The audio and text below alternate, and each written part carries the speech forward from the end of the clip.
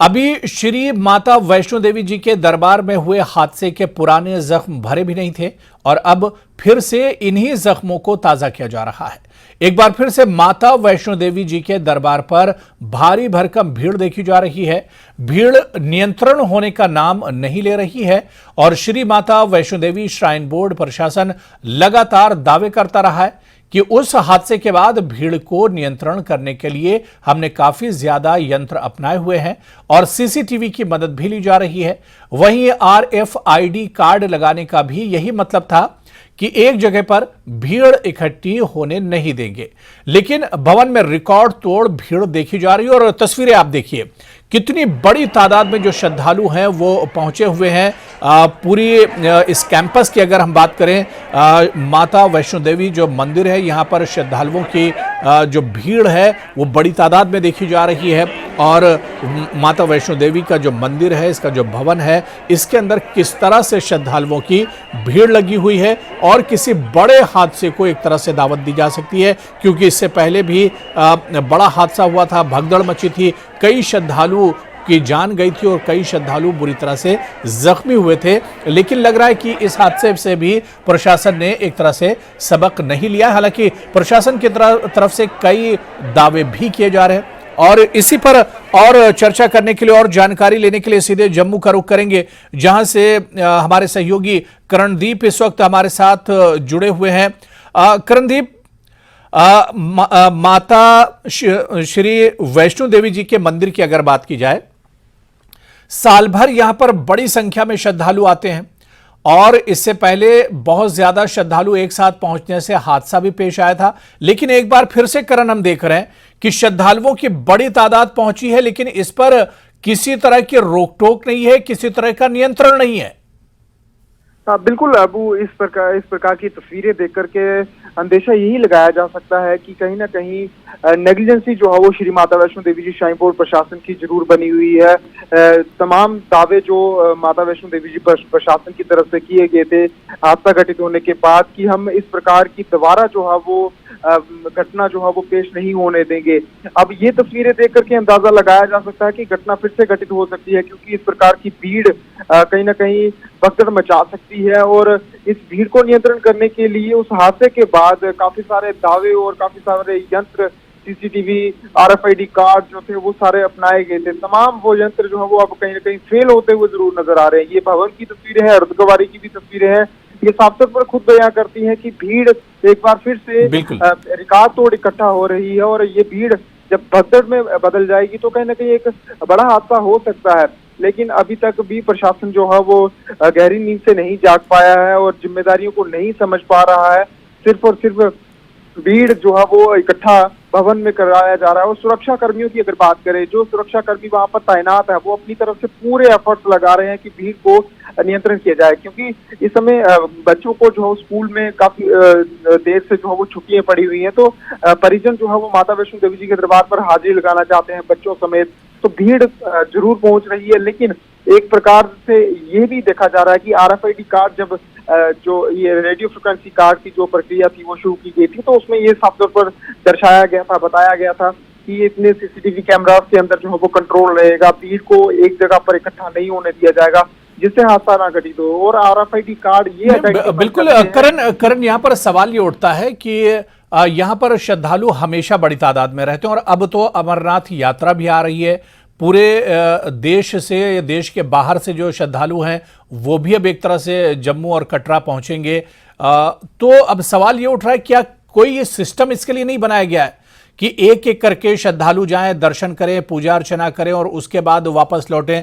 अचानक इतनी भीड़ कैसे जमा हो जाती है, या इतनी भीड़ को काबू करने के लिए कोई सिस्टम नहीं बनाया गया प्रशासन की तरफ से? बिल्कुल, आपका सवाल भी अब बिल्कुल जायज है, लेकिन हर कोई श्रद्धालु जो घर से माता वैष्णो देवी जी के दर्शन करने के लिए निकलता है, उससे एक होड़ होती है कि जल्द से जल्द माता रानी के दर्शन करे, अन्य पिकनिक स्पॉट्स पर जाकर के भी वो जरूर जो है वो वहां पर घूम फिर आए। लेकिन जो प्रशासन के जो बंदोबस्त है वो बंदोबस्त कहीं ना कहीं फेल होते हुए जरूर दिखाई दे रहे हैं। प्रशासन ने ये जरूर कहा था कि हम कटरा जो बेस कैंप है, जो कटरा का आदर्श शिविर कटरा है, वहां से ही जो है वो श्रद्धालुओं को लिमिटेड छोड़ा करेंगे ताकि भवन में जो है वो भीड़ इतनी ज्यादा इकट्ठा ना हो। लेकिन ये तस्वीरें कहीं ना कहीं हैरान जरूर कर रही है कि अगर इस प्रकार की भीड़ भवन में अगर आने वाले दिनों में जो है वो रही, जिस प्रकार से अमरनाथ यात्रा जैसे ही आवागमन करती है, तो ये कहीं ना कहीं खतरे से खाली बिल्कुल भी नहीं होगा। सुरक्षा कर्मी भी कुछ कर नहीं पाएंगे क्योंकि इतनी भीड़ को नियंत्रण करना सुरक्षा कर्मियों के हाथ में नहीं होता है और एक बड़ा हादसा जो है वो जरूर फिर से पेश आ सकता है। और माता रानी करे ना आए, लेकिन नालायकी जो है वो कहीं ना कहीं श्री माता वैष्णो देवी जी श्राइन बोर्ड प्रशासन नहीं, बिल्कुल करण, यहाँ पर ताज्जुब तो इस बात का है कि इससे पहले यहाँ पर हादसा पेश आ चुका है, कई श्रद्धालुओं की जान गई है, कई श्रद्धालु जख्मी हुए थे। तो ऐसा नहीं कि इससे पहले इसी भीड़ की वजह से, अनियंत्रित भीड़ थी जिसकी वजह से हादसा पेश आया था, लेकिन लग रहा है कि प्रशासन ने इस हादसे से कोई सबक नहीं लिया है। अब बिल्कुल अबू, बिल्कुल जायज बात है। और हादसा जब घटा था तो पहले साल का पहला दिन था और मध्य रात्रि को जो थी वो भगदड़ मची थी। भगदड़ के बाद जो वो दर्जन के करीब लोग घायल हुए, माफ कीजिएगा, मृत्यु का शिकार हुए थे और कई जो श्रद्धालु थे वो घायल हुए थे। लेकिन उस हादसे से भी कोई सबक जो है वो संबंधित प्रशासनिक अधिकारी जो है वो बिल्कुल भी नहीं ले पाए हैं। फिर से वही बात को जो है वो रिपीट करते हुए जरूर नजर आ रहे हैं और आने वाले दिनों में और ज्यादा भीड़ जो है वो कटरा में देखी जाएगी, लंबी लंबी कतारें देखी जाएंगी। लेकिन उन कतारों को नियंत्रण किस प्रकार से किया जाए, उन्हें फैसिलिटेट किस प्रकार से किया जाए, ये अभी तक जो है वो कोई भी फरमान उनकी तरफ से नहीं आता है। जैसे ही कटरा आदर्श शिविर कटरा में भीड़ इकट्ठा होती है तो कटरा के तमाम होटल जो है वो फुल हो जाते हैं। लोग जो है वो लंबी लंबी कतारों में लगते हुए जरूर दिखाई देते, तपती धूप के बीच में, और उन्हें रात को रहने के लिए जो है वो कोई ठिकाना जो है वो नहीं मिल पाता है क्योंकि काउंटर्स जो जहां पर RFID कार्ड मिलते हैं या पंजीकरण होता है वो काउंटर्स भी काफी ज्यादा कम खुले होते हैं। अगर 12 के करीब काउंटर है तो कटरा में भीड़ के दौरान जो है वो हमने देखा है कि 5-6 ही काउंटर खुलते हैं, कुछ काउंटर जो है वो बंद रहते हैं।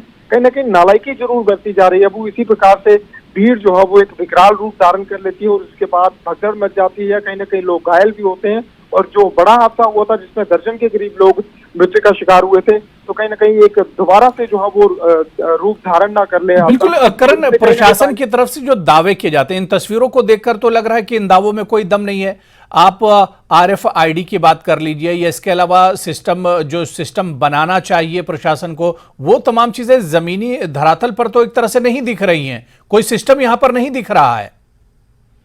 अब बिल्कुल तमाम बता दें कि RFID कार्ड जो है वो एक महत्वपूर्ण यंत्र बताया गया था कि अगर आपको यात्रा करनी है तो RFID कार्ड आपके गले में होना बेहद ही ज्यादा अनिवार्य है। वो RFID card, radio frequency card, ये कहीं ना कहीं चयनित करता था कि जो श्रद्धालु एक जगह पर इकट्ठे ना हो पाए तो उससे उस भीड़ को नियंत्रण करने के लिए RFID कार्ड बेहद ही ज्यादा महत्वपूर्ण थे। लेकिन अब भीड़ तस्वीरों में देख करके यही अंदाजा लगाया जा सकता है कि वो RFID कार्ड भी समय जो है वो फेल होते हुए दिखाई दे रहे हैं और तमाम जो सैकड़ों जो CCTV कैमरास जो इंस्टॉल किए गए हैं भवन से लेकर के आदर्श शिविर कटरा तक पूरे त्रिकुटा पर्वतों के बीच जो ट्रैक बना हुआ है, तो ये कहीं ना कहीं जितने भी यंत्र हैं वो सारे के सारे फेल इस समय दिखाई दे रहे हैं और तमाम जो कर्मचारी हैं वो अपने कामकाज में लगते हुए जरूर दिखाई दे रहे हैं। भोजन की व्यवस्था सारी की गई है, लेकिन ये भीड़ एक कहीं ना कहीं एक चैलेंज जरूर है और ये खतरे से बिल्कुल भी खाली जो है वो अब इस समय नहीं दिख रहा है।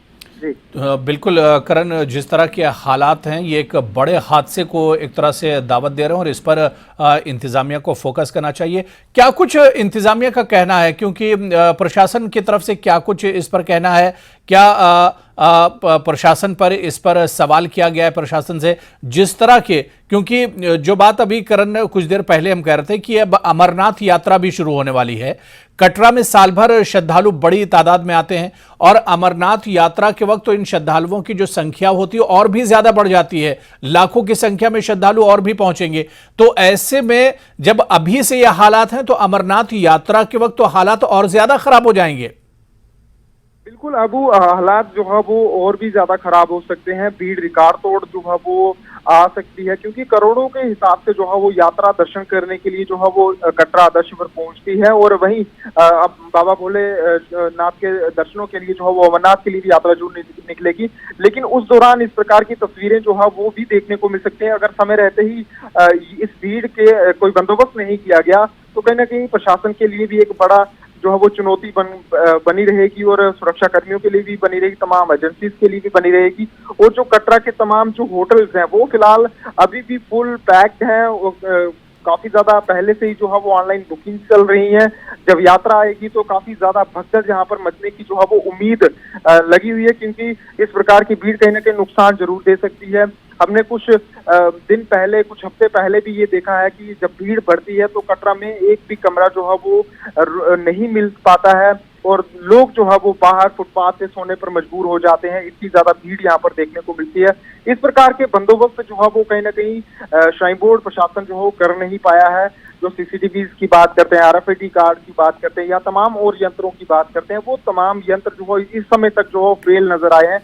ये ताजा तस्वीरें हैं, और ताजा तस्वीरें देखने के बाद जो है प्रशासनिक अधिकारियों से भी बातचीत की जाएगी। क्या कुछ उनकी तरफ से आने वाले दिनों में बंदोबस्त किए जाएंगे। जो पुराने बिल्कुल करण, जाहिर सी बात है कि श्राइन बोर्ड और प्रशासन के लिए एक बड़ा चैलेंज तो जरूर है, लेकिन जो श्रद्धालु हैं इनसे इन्हें नियंत्रण किस तरह से किया जाए, इन पर काबू किस तरह से पाया जाए, या इसके लिए एक सिस्टम और रोड मैकेनिज्म किस तरह से बनाया जाए, रोड मैप किस तरह से तैयार किया जाए, क्योंकि ये जिम्मेदारी श्राइन बोर्ड की ही है और प्रशासन की ही जिम्मेदारी है कि वो कोई बड़ा हादसा होने से बचाएं। इन श्रद्धालुओं को एक एक करके जाने का मौका दिया जाए, और जिस तरह से भीड़ जमा हो रही है, एक भवन के नीचे बड़ी तादाद में श्रद्धालु जमा हो रहे हैं, ये एक बड़ा खतरा भी इससे पैदा हो सकता है। तो आने वाले दिनों में अब ये देखना करण बहुत अहम होगा कि श्राइन बोर्ड की तरफ से और प्रशासन की तरफ से इस भीड़ को लेकर किस तरह के कदम उठाए जाते हैं। बहुत बहुत शुक्रिया करणदीप, हमारे साथ इस खबर पर जुड़ने के लिए और बातचीत करने के लिए।